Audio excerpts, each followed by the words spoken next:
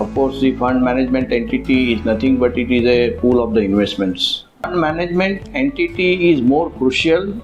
It should be more focused. It should be more compliant. That is the object of the IFSC. Fund management entity is nothing but only a fund manager.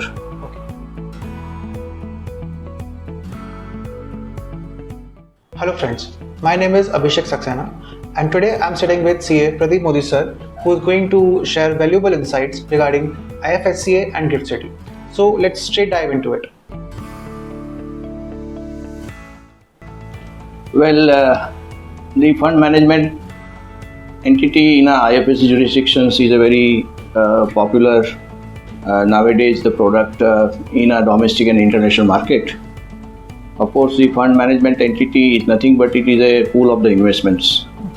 But here in a jurisdiction in IFSCA, the fund management activity has the multiple roles assigned to play, and therefore it can be a retail or non-retail, both kind of the fund management entities are being registered. Under the non-retail category, more particularly the venture capital is also been permitted to create a fund management entity, and apart from that there is a product which is to be invested into the SME kind of things or climate change kind of things. Those funds are also being permitted to register as the category 1 fund. Then category 2, which are not in category 1 or category 3, they will fall in category 2. And category 2 fund is very, very important as far as the investment in unlisted securities are concerned. As far as the fund 3, category 3 is concerned, it can invest into a derivatives, it can invest into a unlisted and listed both the entities subject to certain caps, and it can borrow the money.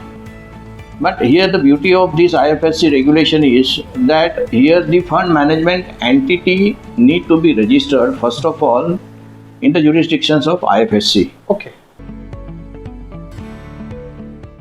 Fund is not required to register. Fund will be created later on by fund management activity, and therefore the fund management entity is more crucial. It should be more focused. It should be more compliant. That is the object of the IFSC. Fund management entity can be the either LLP, or it can be a company, or it can be a branch, and therefore very, very important is that you can have the good structures which suit to you. You can select it and establish fund management entity. Fund management entity is nothing but only a fund manager, basically, and they are managing the funds. So what they will do is that first they themselves get registered with the IFSC, then they come together, they pull up the various financial resources of the investors or try to get that resources to be mobilized. They create a one fund entity, and that fund entity will create another entity, and that is called a fund. This fund can be further utilized for the purpose of the investment. Now, important part in a fund management entity is that the principal officers and the compliance officers must be there in place.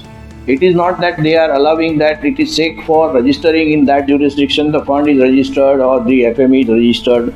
It is mandatory that they should be stationed there, not necessarily residing in Gandhinagar, GIFT City, but he should be stationed there, he should be available at 24/7. And he should monitor all these financial transactions. He should be a part of the key investment making process. So therefore their role is very, very crucial. It is. So fund management entity, these are the for a alternate investment fund which is called a AIF. Apart from these, under FME can have the also family fund management entity. Oh. And family fund management entity is such entity where the single family can have an entity registered. They themselves work as the self-regulatory organization, SRO kind of things. So they need not have to create a fund, because the fund is they are bringing under the family entity, and family management fund is itself is becoming an investment, that is a fund as well as FME entity both. very important part is that apart from this, there is the portfolio management kind of activity. If it wish to carry out, they have to register FME. Exactly. Recently, now they made one important change in a regulations, FME regulations. Earlier, not less than 1,50,000 value dollar portfolio is accepted by the fund management entity.